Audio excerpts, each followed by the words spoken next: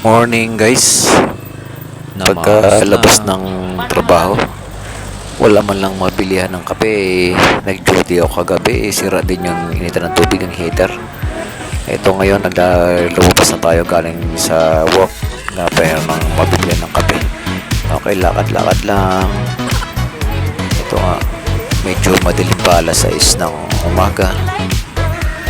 Ito, alam mo naman dito, ito, umabot na dahil sa may terminal ng Victory. Papunta ng palengke. Kung wala man tayo mabilihan ng kape, kung meron man mabilihan ng lugaw. Lugaw okay na, but medyo kasi gutom tayo magdamag. Ito na. Dito sa may part ng bangketa. Ayan, makita mo may ilan-ilan naglalakad dyan. Pulot-pulot kung ano yung mga pwede pakinabangan. Alam mo naman, diba? Ito, diretso tayo ng triangle. Tampayin muna tayo.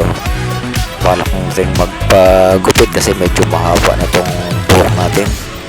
Tampay mo tayo ng triangle pero hindi tayo pwede magtagal dito. Mamaya pag hinalaan tayo ng mga kumaya daan tayo ng mga kumare na dito mo. Isipin naghanap tayo ng mga ito, mga short time na babae. Okay guys.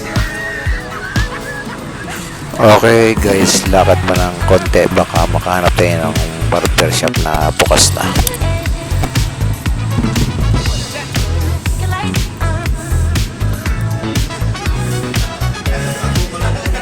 Kas, bukas na ba? Hindi mo na, wala namin lalagay dito siya. Bukas na po yung barber shop. Ay, wala pa po. Wala pa.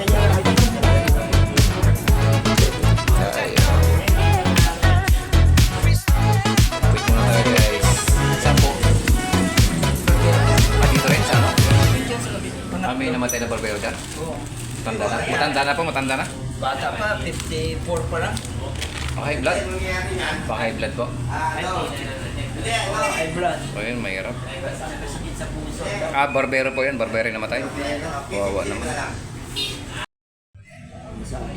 Malalaki sahod ng araw yung mga yan. Ako, nag-apply ako ng bus police. Ang dami kong backer yun. Pero di pa siguro gano'ng mahigpit ang applyan noon, no? Hindi tulad Hindi ngayon. pa. Ang dami kong backer doon. Sila, si Janaytag, si Bada. Bada, Kasi oo. nakakainuman namin doon di ba? Oh, bakit? Lalakas pala ng packer nyo. May bakante na doon yan. Boss, sige, iyan mo yung laglag, iparaglag mo, kaya ako maglaglang. Kanino doon sa CCPO, kay Jake, yung matangkad dyan sa CCPO na maputi, na mataba. Pagdating niya ng hapon, parang, bakit ka manakot? Sabi ko, parang kanyari, kasi nagtatrabaho. Totoo yan. Bola lang yan. Huwag ka muna magtrabaho dyan. Sabi niya, bakit? Kuha ka muna ng ano, sabi niya sa akin.